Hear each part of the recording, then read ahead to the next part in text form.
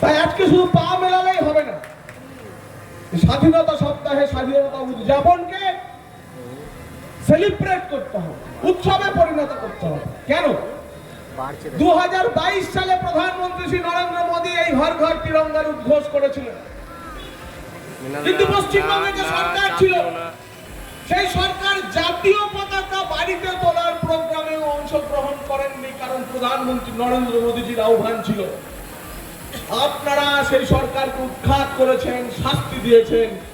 আজ তাই আপনাদের উত্তরদায়িত্ব যে প্রধানমন্ত্রীজির আহ্বানে গত 4-5 বছর যে পশ্চিমবঙ্গের বাড়িতে বাড়িতে জাতীয় পতাকা ওঠেনি, এবার প্রতিটি বাড়িতে, আমার নিজের বাড়িতে এবং প্রতিবেশীর বাড়িতে জাতীয় পতাকা তুলে সেই পাপের প্রায়শ্চিত্ত করা।